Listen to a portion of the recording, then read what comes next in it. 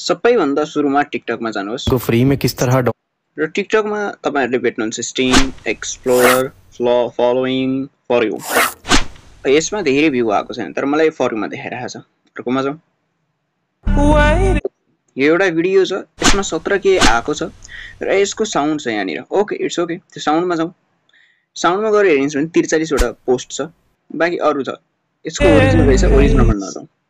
Next next. Okay, यो हेरिन्छ भने यो भिडियो भाइरल भइरहेको छ। यसमा केही छ, अब यसमा कन्टेन्ट पनि राम्रो खालको छ, तर त्यो मात्रै हैन, दरो चीज बेग्लै चीज छ। यसले #FYP युज गरेको छ, FY युज गरेको छ। त्यसैगरी भिडियो एडिट उसको के छ त्यो रिलेटेड हालेको छ। र त्यो सँगसँगै अलिकति तल हेरिन्छ भने उसको जुन प्रोफाइल देखाएको छ त्यो प्रोफाइल पिक्चर अर्कै छ र साउन्डको पिक्चर अर्कै छ। यानी कि साउन्ड बेग्लै मान्छेको युज गरेको छ, बेग्लै प्रोफाइलको युज गरेको छ। त्यो साउन्डमा ट्याप गरौँ र त्यहाँ देखिसकेपछि इपिक इन्स्पिरेसन DM प्रोडक्सनले हालेको रहेछ र यो आर्टिस्टको यहाँनिर भिडियो छ भने बाँकी अरु भिडियो जस्तै हेर्दै हेर्दै गयो भने लेट्स से कुनै एउटा भिडियो गरेर हेर्यौं हामीले। ओके, यो आर्टको हेर्छौं भने यसमा पनि भ्यू राम्रो छ, 1.2 मिलियन। यसको मतलब यो हुन्छ कि यो साउन्डमै केही नयाँ चीज छ। ओके, म यस साउन्डमा एड टु फेभरेट गरिदिन्छु र यसलाई एड टु फेभरेट गरेपछि एड न्यू साउन्ड गर्छ। वा भने डाइरेक्टली हामी के गर्न सक्छौं, तीबाट गर्न सक्छौं। अब मैले मानौ त्यसलाई फेभरेटमा राखेको छु। कहाँ छ त्यो मेरो प्रोफाइलमा जाउँ र यहाँ फेभरेटमा जाउँ। फेभरेटको हल्का तलपट्टि गइन्छ भने यहाँनिर मसँग साउन्डमा छ। यहाँ साउन्डमा जाउँ। ओके, साउन्डबाटै हामी त्यसलाई चाहिँ अप्लाई गर्दियौं। यहाँनिर जान्छु म, यो देखाउँछ र यहाँ युज साउन्डमा जाउँ। ओके, केही फरक पर्दैन, यो साउन्ड आउँदैन र यहाँ आफ्नो भिडियोमा जानुहोस्। भिडियोमा गएर कुन चाहिँ भिडियो अपलोड गर्नुपर्छ, आफ्नो भिडियो कुन चाहिँ हो त्यो भिडियोलाई सिलेक्ट गरेर नेक्स्ट गर्नुहोस्। एकचोटि सुन्नुहोस्, यसमा तपाईको आवाज आउन सक्छ। इपिक इन्स्पिरेसन हो, जस्ट के गर्नुहोस्, एडिटमा जानुहोस्। एडिटमा गएर यो जुन इपिक इन्स्पिरेसन छ यसको साउन्डलाई कम गर्नुहोस्, भोल्युमलाई 0। एकचोटि प्ले गर्नुहोस्। यसको भोल्युम कट भएको हुन सक्छ, यसलाई के गर्नुहोस् तपाईले खोल्नुहोस् वा भने हामीले भोल्युमबाट यसको भोल्युमलाई इन्क्रिज गर्न पनि सक्छौं। भोल्युममा जाउँ, हल्का यति जति गर्दियौ। How to use. ओके, यहाँ साउन्ड आइरहेको छ, मलाई भइसक्यो। म यसमा नेक्स्ट गर्दिन्छु। यति गरिसकेपछि साउन्डको माध्यमबाट धेरै मात्रामा धेरैलाई यसले फोर्स गर्छ र त्यो रिलेटेड जति पनि साउन्डमा बनाएको छन् उनीहरुलाई त्यही रिलेटेडमा जान्छ। जस्तै म यहाँ के रिलेटेड हो मेरो के रिलेटेड हैन, बस मलाई जानु पर्यो यो वाला चीज फर यु पेजमा, सरी फर यु पेजमा जानु पर्यो। अर्को यहाँ गएर लेखिदिन्छु फर यु, देन फेरि अर्को लेखिदिन्छु। यो मेरो के रिलेटेड हो त, यो एउटा त व्हाट्सएप रिलेटेड हो, व्हाट्सएप रिलेटेड। त्यसैगरी अर्को च्याट जीपीटी रिलेटेड हो र च्याट जीपीटी के हो, च्याट जीपीटी एउटा एआई हो। एआई मात्रै हैन, त्यसको के हो पनि नाम हुन्छ, च्याट बोट पनि भन्छ त्यसलाई। त्यसैगरी अरु पनि हाल्न मिल्छ, जस्तै यो म नेपाली कन्टेन्ट हो भने नेपाली टेक भनिदिन्छु। ठीक छ, नेपाली टेक। र मेरो के छ त पेजको नाम, हाम्रो टेक्निकल नलेज, यो छ। त्यसैगरी म फर्स्टमा जान्छु र फर्स्टमा गएर के रिलेटेड छ त्यसमा लेख्दा नि भयो, नलेख्दा नि केही फरक पर्दैन। म नेपालीमा लेखिदिन्छु। ठीक छ, नेपालीमा गएर लेखिदिन्छु च्याट जीपीटी लाई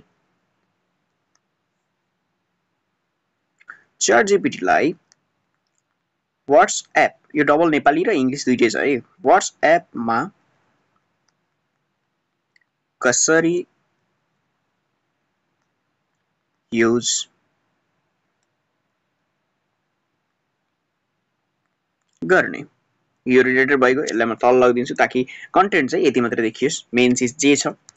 यो दुईटा लेख्नुको कारण मान्छेले हेर्न नै पढ्न नि सजिलो हुन्छ च्याट जीपीटी। मैले पुरा शुद्धता रूपमा लेख्न मिल्दैन के, जस्तै एउटा सूचकाङ्क मानव निर्मित भन्न नि मिलेन, टक्क हेर्दा नर्मल फर्मल खालको हुनु पर्यो।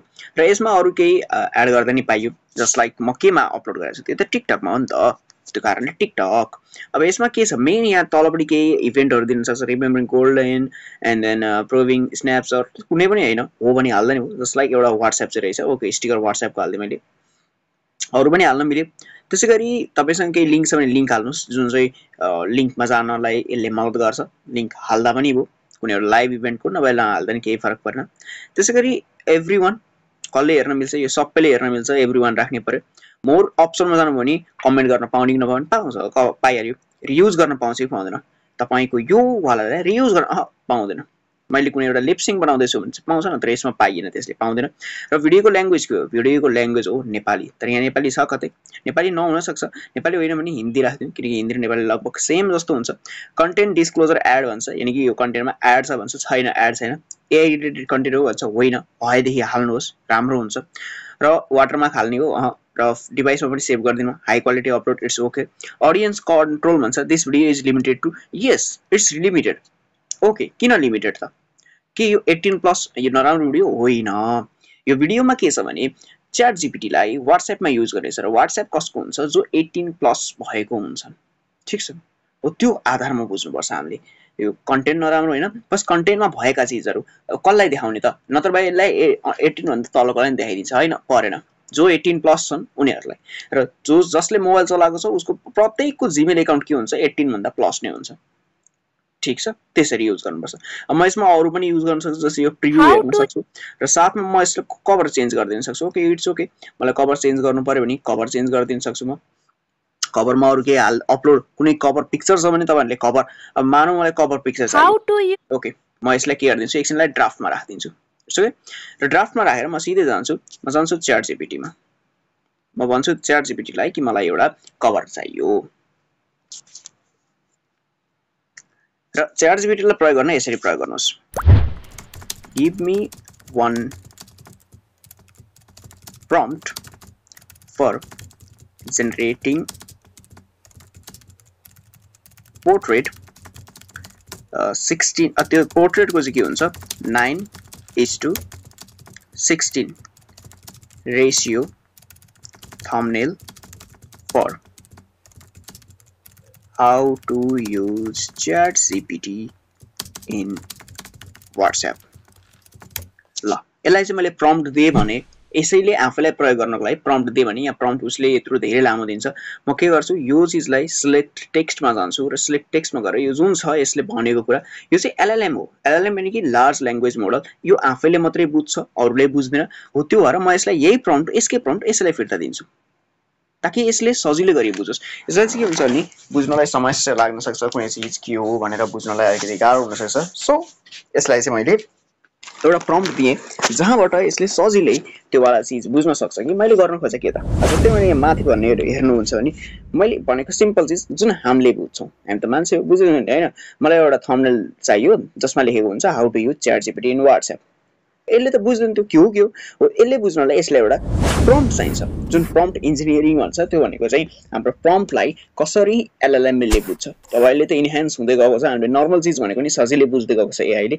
तर यसलाई सहज तरिकाले बुझाउनलाई हामी युज गर्छौं प्रम्प्ट ठीक छ जहिले पनि जे युज गर्दा नि फर्स्टमा यो भन्नुस् अझ भन्दाखेरिमा के भन्नुस् भने दुईटै एक साथमै हुने गरी काम गरी तपाईहरुले कम्बिनेसन बनाएर क्रिएटिभ तरिकाले भन्न सक्नुहुन्छ नभए यो भन्यो भने एकदम यहाँ के भनेको छ a modern smartphone screen showing the WhatsApp chat interface with a ChatGPT logo inside a message bubble a person half body smiling and pointing at the screen vibrant background with a take icon and bold title use ChatGPT in WhatsApp at the top futuristic style high contrast eye catching lighting portrait 9:16 aspect ratio यत्रो सबै मैले के भनेको छैन मैले त के भनेको छु च्याट जीपीटी कसरी प्रयोग गर्नुपर्छ यो के हो यो प्रम्प्ट उ आफैले बुझ्छ उसले यति बुझौं कि हामी दुईटा एआई र मान्छेको बीचमा बोल्नको लागि एउटा अर्को एजेन्टको काम लाग्छ र त्यो चीज हो प्रम्प्ट बिना प्रम्प्टको काम गर्यो भने च्याट जीपीटीले हामीलाई चाहेको चीज दिँदैन भर्खरै मात्रमा एउटामा चलेको एउटा गिब्ली स्टाइल भन्ने थियो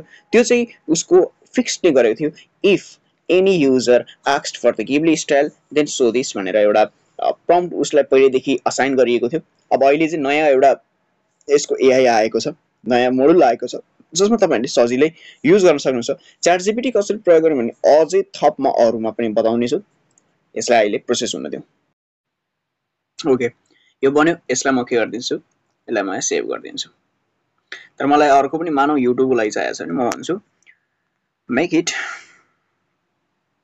16:9 रेशियो यसले बनाइदिँदै गर्छ हो भने बनाउन हल्का टाइम लाग्छ सर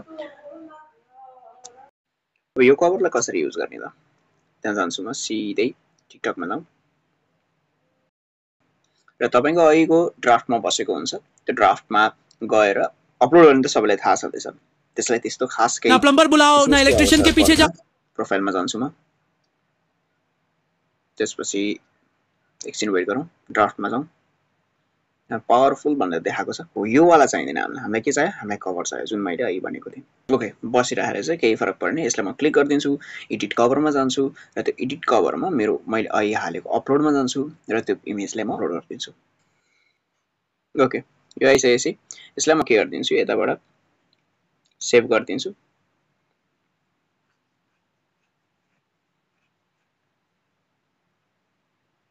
र यसमा तपाईले आफ्नो लगाउन सक्नुहुन्छ। अब यहाँ हल्का देखिया छैन भनेपछि म यसलाई एडिट कभर गरिदिन्छु र यसलाई हल्का तल राखिदिन्छु। तल राखेपछि यो टेक्स्ट चाहिँ देखिन्छ, मलाई टेक्स्ट बढी देखिन पर्ने हो, म टेक्स्ट तल सार्दिन्छु। रेसियो अलिकति मिलेन जस्तो छ हैन, किनकि के हुन्छ फेरि यसको मोबाइलको अनुसार रेसियो हुन्छ फेरि हाम्रो यो टिकटकको चाहिँ। सो यसरी राखेर म यसलाई के गरिदिन्छु, पोस्ट गरिदिन्छु। So after some time it will be post directly.